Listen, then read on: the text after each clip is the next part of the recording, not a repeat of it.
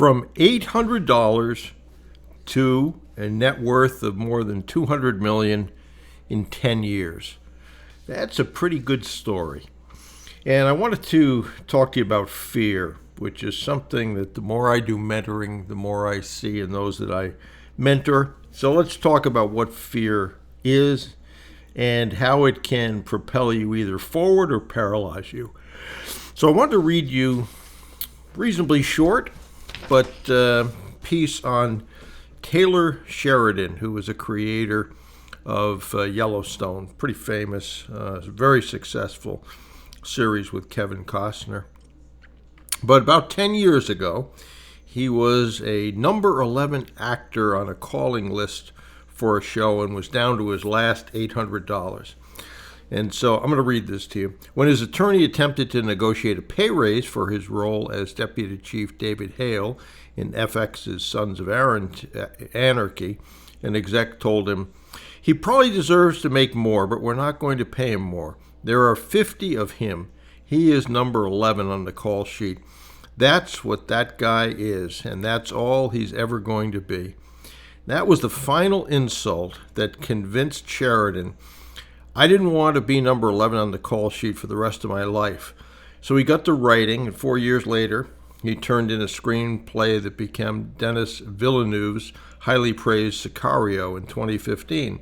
The following year, Sheridan racked up award nominations for David Mackenzie's Hell or High Water, starring Chris Pine and Ben Foster, making his own directorial debut with Wind River in 2017. The real game changer, however, was when he co-created one of the most successful modern television franchises, Yellowstone. The 5-season run featuring Kevin Costner has already spawned 2 spin-off shows and has 3 more under development. These results convinced Paramount to let him produce 5 more passion projects: The Mayor of Kingstown, Tulsa King, Special Ops Lioness, Lawman Bass Reeves, and the upcoming Landman.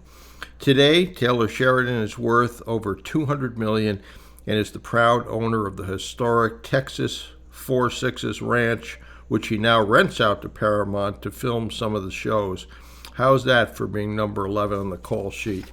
And it's a great example of how you can be motivated by fear. It oftentimes can be a double-edged sword in which it either paralyzes or propels. In Taylor Sheridan's, when he heard, hey, that's all he's ever going to be, it absolutely propelled him forward.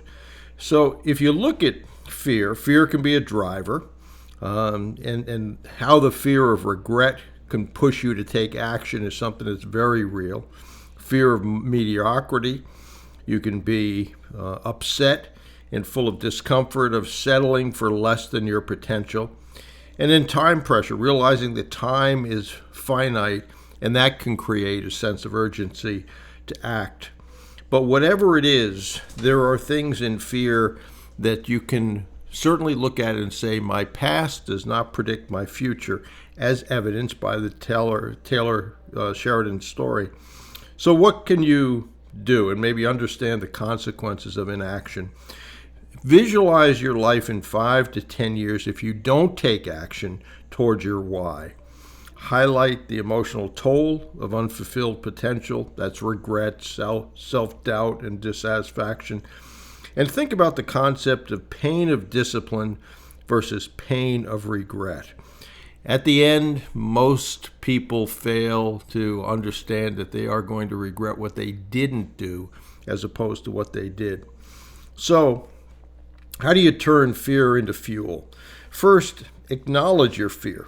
Accept it as part of growth and not as a weakness. And then follow and focus on the small wins. How taking small steps towards your why reduces fear over time. There's a good example of that in cold calling. You make a cold call and you're terrified, and after several cold calls, you begin to realize, what's the worst that's going to happen? The worst that's going to happen is you don't make the call and take advantage of an opportunity.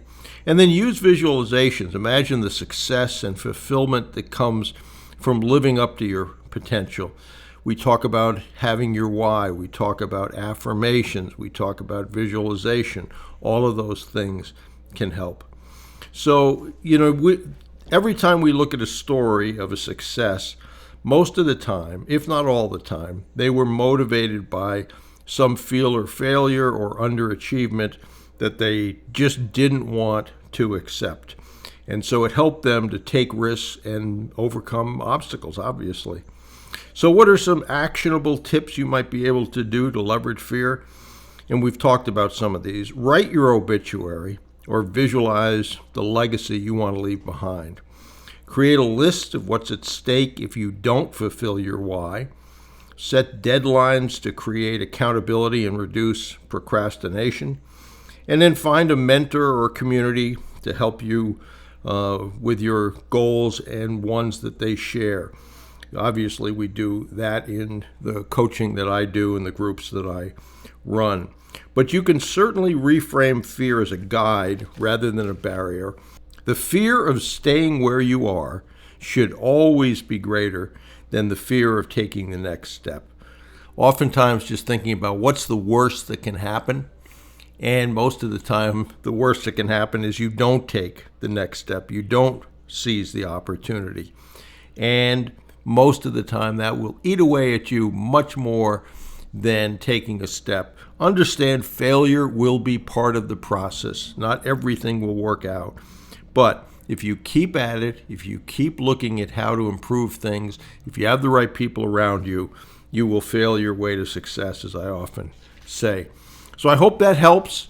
If you are interested in either learning about business acquisition and the steps or joining one of my mentoring groups, just go over to brucewhipple.com and look at that information. But I hope that this lets you understand that fear is natural, fear can be overcome, and it's usually overcome by facing your fears, taking steps in the things that you're afraid of, and eventually that fear will disappear.